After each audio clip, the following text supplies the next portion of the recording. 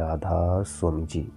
आज के सत्संग का विषय है शब्द धुन क्या है, शब्द धुन किसे कहा जाता है, हुक्म किसे कहा जाता है।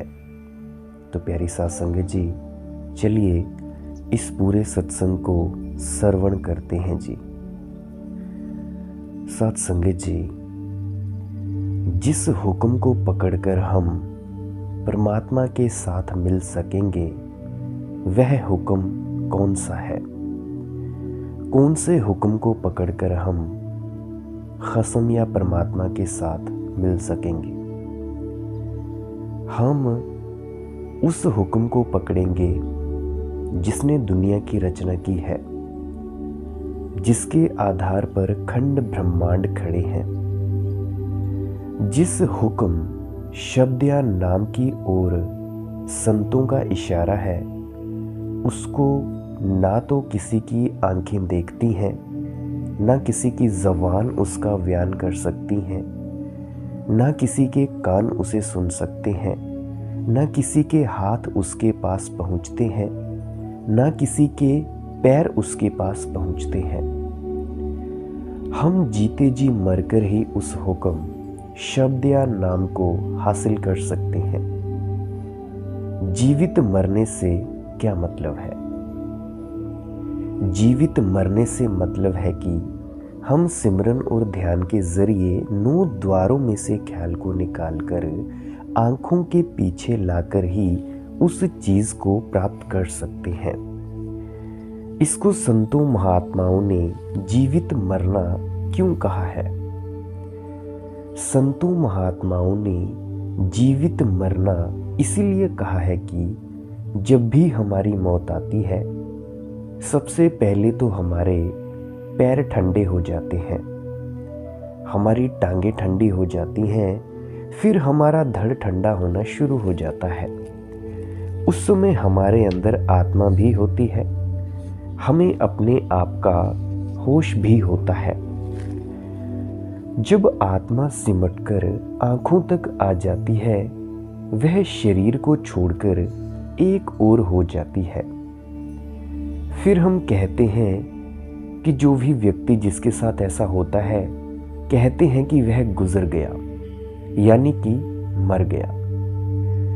गुरु साहिब कहते हैं कि अगर आप अपने अंदर उस हुक्म शब्द या नाम को पकड़ना चाहते हैं जिसने दुनिया की रचना की है, जिसके आधार पर खंड ब्रह्मांड खड़े हैं, जो नाम या शब्द हरेक के अंदर धुनकारें दे रहा है, और जिसको पकड़कर ही आप जी अपना रूहानी सफ़र तय कर सकते हैं, अपने रूहानी सफ़र को तय करके अपने मंजिली मकसूद पर वापस पहुंच सकते हैं, तो आप इसी युक्ति या तरीके के अनुसार सिमरन और ध्यान की सहायता से अपने ख्याल को शरीर के 9 द्वारों में से निकालकर आंखों के पीछे लाकर तीसरे तिल में खड़ा करो। ग्रंथ पोथियों, वेद शास्त्रों में महात्मा शब्द या नाम की महिमा लिख देते हैं। इनको पढ़ने से हमारे अंदर शब्द या नाम की कमाई करने का शौक पैदा हो जाता है। मालिक से मिलने की विरह पैदा होती है, तड़प पैदा हो जाती है। ग्रंथों पोथियों को पढ़कर हमें नाम की कमाई करने के तरीके और साधन का पता चल जाता है। लेकिन ग्रंथ पोथियों, वेदों शास्त्रों के पढ़ने से हमारा ख्याल उस नाम के साथ नहीं जुड़ता। फर्ज करें मैं कागज के पन्ने पर लिख दूं पानी, तो जो मैंने कागज के पन्ने पर पानी शब्द लिखा है, क्या वो पानी है, या जो आप पीते हैं तरल पदार्थ H2O जिसका फॉर्मूला है, या वो पानी है? जो गिलास है उसमें जो तरल पदार्थ होता है पानी, वो कुछ और चीज़ है, और जो मैंने कागज पर लिख दिया पानी, वो कुछ और चीज़ है। इसी तरह से वेदों शास्त्रों के पढ़ने से हमारा ख्याल नाम के साथ नहीं जुड़ता। जो कुछ पढ़ते हैं, अगर हम उस पर अमल करेंगे तब ही हमारा ख्याल नाम के साथ जुड़ सकता है। डॉक्टरों की किताबें पढ़ने से हमारे शरीर से बीमारियां दूर नहीं होती। जो बीमारियों के नुस्खे डॉक्टर की किताबों में लिखे हुए होते हैं, अगर हम उसके अनुसार दवाइयों का इस्तेमाल करते हैं, तब ही जाकर शरीर में से हमारी बीमारियां दूर हो सकती हैं। हम इन छोटी छोटी बातों को भूले बैठे हैं। हम कहते हैं पढ़ते जाओ तो अपने आप मुक्ति हो जाएगी। भला खाना बनाने की किताब को पढ़ते रहने से भूख तो नहीं मिट जाती। गुरु नानक देव जी की वाणी साफ कहती है, मैं कई दफ़ा इस वाणी को बोल चुका हूँ। पढ़िए जेते वरस वरस, पढ़िए जेते मास, पढ़िए जेती आरजा, पढ़िए जेते सास, नानक लेखै एक गल होर हो मैं चखना चाक। गुरु नानक देव जी समझाते हैं कि आप सारा साल पढ़ो, सारा दिन पढ़ो, सारा महीना पढ़ो, सारी जिंदगी पढ़ो, सांस सांस पढ़ो, आपके हिसाब में केवल एक ही बात आएगी। और वो बात कौन सी है? जो आप नाम की कमाई करते हैं, जो आपकी सूरत आंखों के पीछे आकर शब्द को पकड़ती है, वाकई सब कुछ, यह सब पढ़ना पढ़ाना बेकार चले जाने वाला है। अब मेरे कहने का मतलब ये नहीं कि ग्रंथ पोथियां, वेद शास्त्र पढ़ने छोड़ देने हैं। जब तक हम ग्रंथ पोथियां नहीं पढ़ेंगे, हमें सूझी कैसे आएगी, समझ कैसे आएगी? लेकिन इनको सोचकर पढ़ना है, समझकर पढ़ना है। पढ़ने से हमारा फर्ज खत्म नहीं होता, परंतु जो कुछ भी पढ़ा है उस पर अमल भी करना है। अमल हमें क्या करना है? गुरु साहिब जी बतलाते हैं कि अपने ख्याल को अंदर शब्द से जोड़ना है, नाम से जोड़ना है। गुरु अमरदास जी एक अन्य स्थान पर कहते हैं, पढ़ पंडित अवरा समझाए, घर जलते की खबर ना पाए। पंडित लोग पढ़ पढ़कर दूसरों को जरूर समझाने की कोशिश करते हैं, लेकिन अपने घर के अंदर काम, क्रोध, लोभ, मोह और अहंकार की आग लगी हुई है। लोगों पर तो परोपकार करते चले जा रहे हैं, अपने घर में आग लगी हुई है, उस आग को बुझाने का किसी को फिक्र ही नहीं है। अपना बोझा उठाया नहीं जाता, पराये गधे हम बने बैठे हैं। अपने आप को भी धोखा देते हैं, दुनिया को भी धोखा देने की कोशिश करते हैं। गुरु अमरदास जी कहते हैं, बिन सतगुर सेवे नाम ना पाइए, पढ़ थाके सांतना आई है। हम पढ़ पढ़कर थक जाएं, हमारे मन में कभी सुख नहीं आ सकता, शांति नहीं आ सकती, तृप्ति नहीं आ सकती। जब तक हम गुरु मुखों के पास जाकर शब्द की कमाई नहीं करते, तब तक हमारा पार उतारा कभी नहीं हो सकता है। इसीलिए आप फरमाते हैं कि वह शब्द या नाम कहीं बाहर नहीं है, वह हमारे शरीर के अंदर है, हमारी देह या हमारे वजूद के अंदर है। लेकिन बिना गुरुमुखों की सहायता के हमें कभी उस नाम की समझ नहीं आ सकती। गुरुमुख हमारे ख्याल को बहिर्मुखी नहीं करते, कर्म कांड रीति रिवाजों की ओर खींचकर नहीं ले जाते। वे तो हमारे ख्याल को आंखों के पीछे लाकर शब्द के साथ जोड़ते हैं, नाम के साथ जोड़ते हैं। इसीलिए गुरु साहिब जी कहते हैं कि तुम उस शब्द या नाम की खोज करो जो सबका करता है और सबके अंदर आंखों के पीछे धुनकारें दे रहा है, क्योंकि उस शब्द या नाम को पकड़कर ही तुम मुक्ति हासिल कर सकोगे और वापस जाकर परमात्मा से मिलाप कर सकोगे। इसलिए आप उपदेश करते हैं कि गुरु मुखों के पास जाकर शरीर के अंदर ही उस शब्द के साथ ख्याल जोड़ो, उस नाम के साथ ख्याल जोड़ो। गुर का शब्द महारस मीठा, बिन चाखे साध न जापे। गुरु साहिबान जी अब यहाँ फरमाने की कोशिश कर रहे हैं, हमें समझा रहे हैं कि मालिक से मिलने के लिए नाम की कमाई करने की ज़रूरत क्यों है। हमारा मन लज्जत का आशिक है, दिन रात इंद्रियों के भोगों में यह फंसा रहता है। लज्जतों को प्राप्त करते हुए यह कई ऐसे बुरे खोटे पाप कर्म कर बैठता है जिनका यह नतीजा होता है कि हम हमेशा इस काल या समय के जाल में ही फंसे रहते हैं। जब तक यह कर्मों के चक्र से नहीं निकलेगा तब तक आत्मा इसके पंजे से आज़ाद किस तरह हो सकेगी। जब तक मन पवित्र नहीं होगा आत्मा किस तरह पवित्र हो सकती है। लेकिन मन लज्जत का आशिक है और जब तक हमारे मन को अपने अंदर ही दुनिया से ऊंची और पवित्र लज्जत नहीं मिलेगी, यह दुनिया की लज्जतें छोड़ने को तैयार नहीं होगा।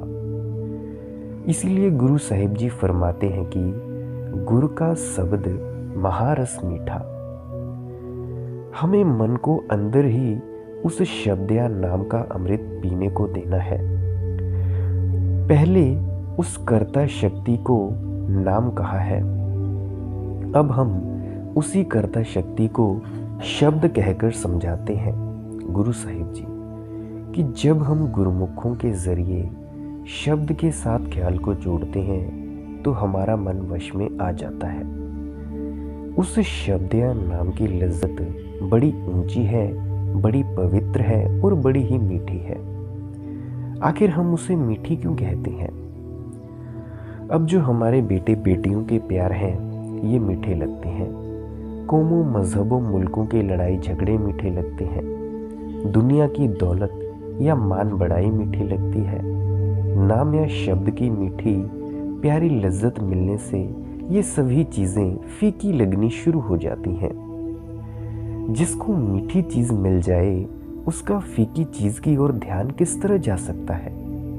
जिसको हीरे जवाहरात मिलने शुरू हो जाए वह कौड़ियों के पीछे क्यों दरबदर ठोकरे खाता फिरेगा।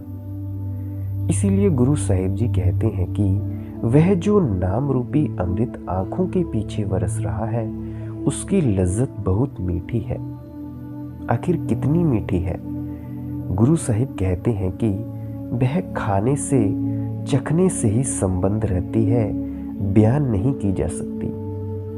आप किसी गूंगे को गुड़ खिलाएं, उससे पूछें कि उसका स्वाद कैसा है, वह गुनगुन करके चुप हो जाएगा। वह मिठाई के स्वाद का क्या बयान करे। इसी प्रकार ग्रंथ पोथियां वेद शास्त्र नाम की महिमा से भरे हुए हैं। संत हमारे अंदर उस शब्द या नाम की कमाई करने का तरीका और शौक और प्यार पैदा करते हैं। लेकिन जो नाम की मिठास है गुरु साहिब कहते हैं कि वह चखने से ही संबंध रखती है और चखने से ही मालूम होती है। वह ज़बान के द्वारा बयान करने से समझ में नहीं आ सकती। ग्रंथ पोथियों के पढ़ने से भी उसकी समझ नहीं आ सकती। बाबा फरीद साहिब जी कहते हैं, फरीदा सकर खंड निवात, गुड़ माखियों मांझा दूध, सबे वस्तु मिठियां रब ना पूजन तुद। शक्कर मीठी है, शहद मीठा है, दूध मीठा है, लेकिन हे प्रभु जो तेरे नाम की कमाई की मिठास है उसका दुनिया की लज्जतें मुकाबला नहीं कर सकती। इसीलिए जिनको वह मिठास आ जाती है उनको दुनिया की मिठासें अपने आप ही फीकी लगनी शुरू हो जाती हैं।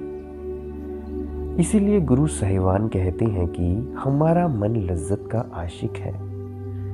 जब तक आप इसको अंदर दुनिया के मोह या प्यार से ऊंचा और पवित्र प्यार नहीं देंगे, यह कभी दुनिया का प्यार छोड़ने को तैयार नहीं होता।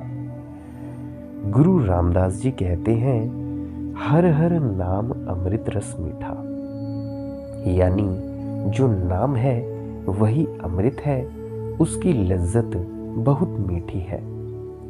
उसको पाकर दुनिया के सैर रंग तमाशे फीके लगने शुरू हो जाते हैं। उस शब्द या नाम का प्यार हमारे अंदर से दुनिया का मोह या प्यार निकाल देता है। इसीलिए गुरु साहिबान कहते हैं कि गुरुमुखों के पास जाकर अपने अंदर ही उस शब्द की लज्जत हासिल करो, उस नाम की लज्जत को हासिल करो। कौडी बदले जन्म गवाया, चीनस नहीं आपै। जब तक हम अपने आप को नहीं पहचानेंगे तब तक परमात्मा को पहचानने के काबिल नहीं बन सकते। अब हम अपने आप को कब पहचानते हैं? जब हमारी आत्मा पर से सब गंदे गंदे गिलाफ उतर जाते हैं। गुरु अमरदास जी कहते हैं, सोजन निर्मल जिन आप पशाता, यानी कि वही शख्स निर्मल पवित्र है जो अपने आप को पहचानने के काबिल बनते हैं। सोक्रेटिस ने भी इशारा किया था कि सबसे पहले अपने आप को पहचानो, नो दाई सेल्फ, क्योंकि बिना आत्मा की पहचान के परमात्मा की पहचान नहीं हो सकती। परमात्मा के साक्षात्कार से पहले आत्म साक्षात्कार जरूरी है। सेल्फ रियलाइजेशन बड़ा ही जरूरी है। हमें अपने आप को ही पता नहीं कि हम कौन हैं, कहाँ से आ रहे हैं, किधर जा रहे हैं, तो हमें उस मालिक की क्या सोची और समझ आ सकती है। हमारी आत्मा तो निर्मल है, पवित्र है, लेकिन मन का साथ लेने के कारण अति गंदी और मैली हो चुकी है। जब तक यह मन का साथ नहीं छोड़ती, इसको कभी अपने आप की समझ नहीं आ सकती, और जब तक इसको अपने आप की समझ नहीं आती, इसके अंदर कभी अपने असल से मिलने का शौक और प्यार पैदा नहीं हो सकता, और यह कभी असल से मिल नहीं सकती। जरा देखें, सोच विचार करें, हीरा कितना कीमती होता है। इसकी कीमत बहुत ज़्यादा होती है। कितनी चमक होती है हीरे में, पर उसको ज़रा कीचड़ में फेंक दो, ना उसकी कीमत का पता चलता है, ना चमक का पता चलता है। मिट्टी लगने से ही ना तो हीरे की कीमत कम हुई, ना चमक कम हुई, परंतु अगर हिम्मत करके मिट्टी धोनी पड़ेगी हमें, वही चमक हम देख सकते हैं, वही कीमत हम पा सकते हैं। इसलिए गुरु साहिबान कहते हैं कि हमारी आत्मा उस परमात्मा का अंश है। हम उस सतनाम समुद्र के कतरे हैं, लेकिन उस आत्मा से बिछुड़कर माया के जाल में फंसकर मन के अधीन होकर अति गंदे हो चुके हैं, अति मैले हो चुके हैं। जो मन के अधीन होकर हम कर्म करते हैं, उनका नतीजा भोगने के लिए हमें हर बार इस 84 के जेल खाने में आना पड़ता है। यह दुनिया कर्म भूमि है। अगर हम अच्छे कर्म करते हैं तो भी यहाँ आ जाते हैं, बुरे कर्म करते हैं तो भी हम यहीं पे आ जाते हैं। इन कर्मों के कारण जिस भी जगह जन्म लेते हैं, दुख ही दुख, मुसीबतें ही मुसीबतें हमें सहनी पड़ती हैं।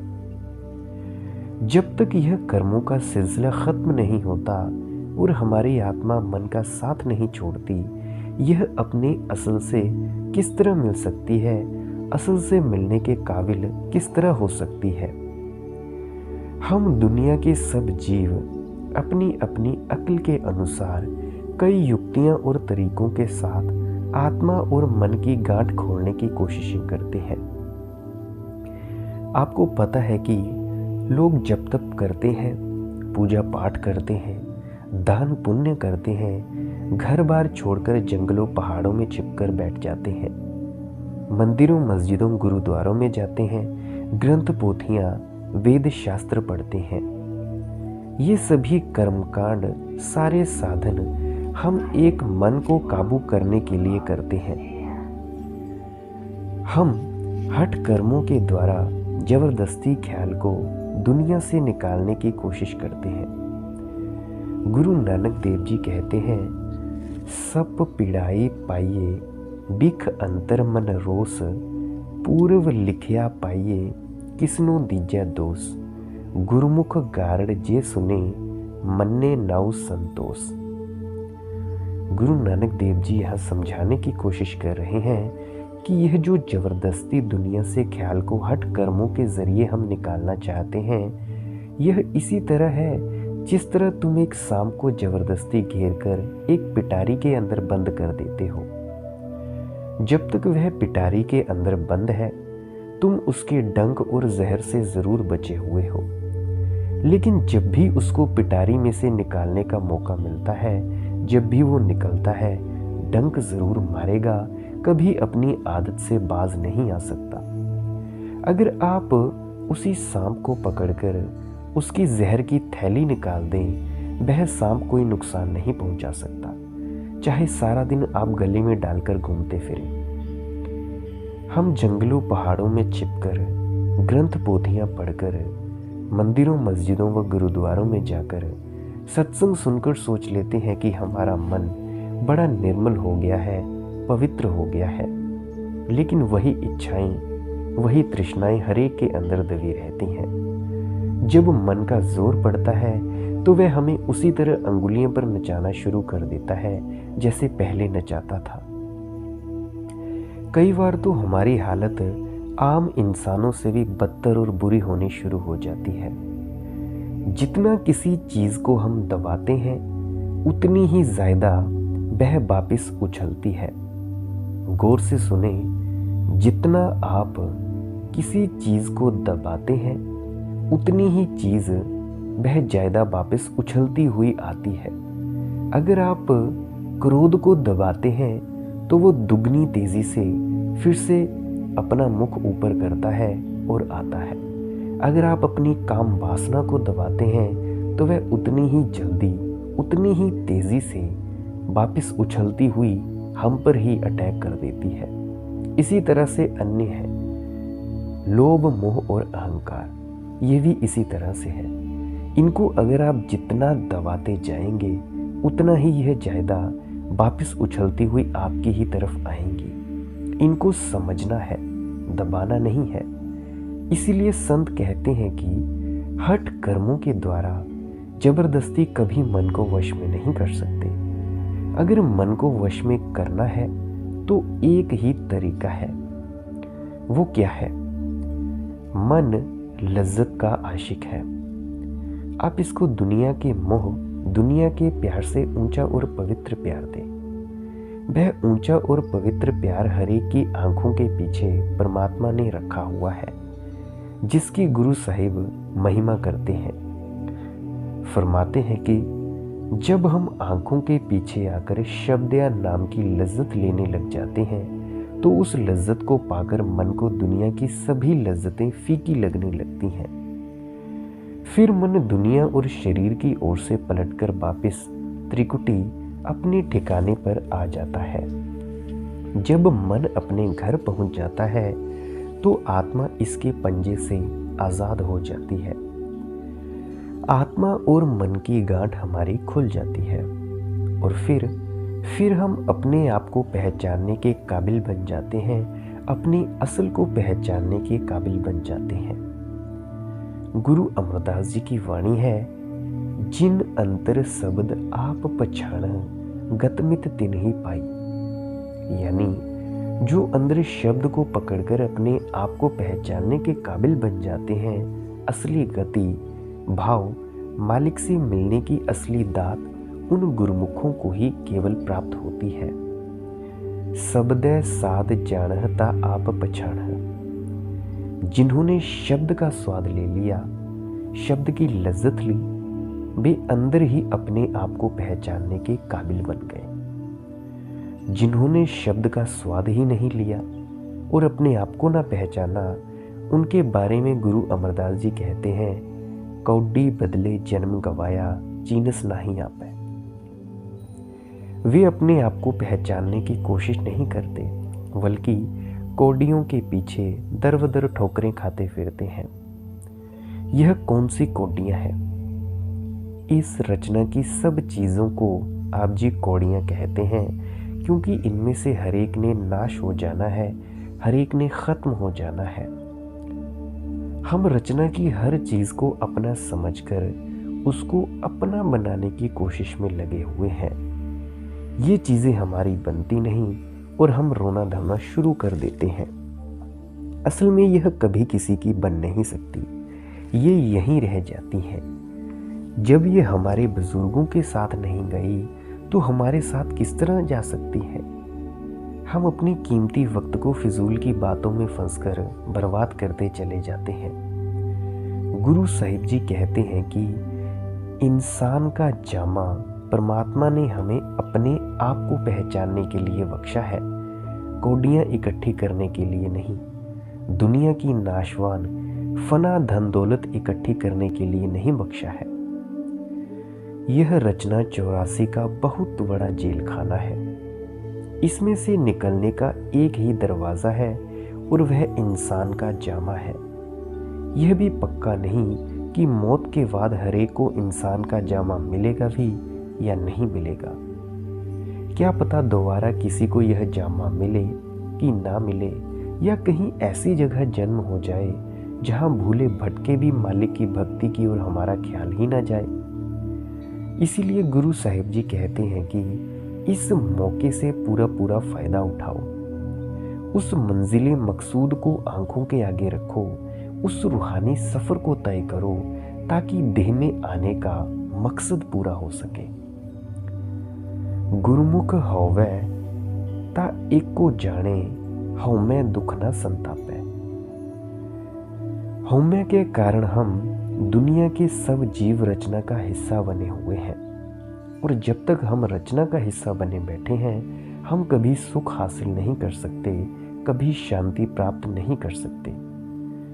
सारी रचना की हुकूमत हमें क्यों ना मिल जाए, हमारे मन के अंदर कभी तृप्ति और सुख नहीं आ सकता, हमारे मन के अंदर कभी शांति नहीं आ सकती। मन की भटकना, मन की तड़प, इच्छाएं, तृष्णाएं आज तक ना तो किसी की पूरी हुई हैं और ना ही हो सकती हैं। संत कहते हैं, आसा पर्वत जिडियां मौत तनावा हेठ। आशाएं और तृष्णाएं तो हिमालय पहाड़ जितनी है और मौत पैर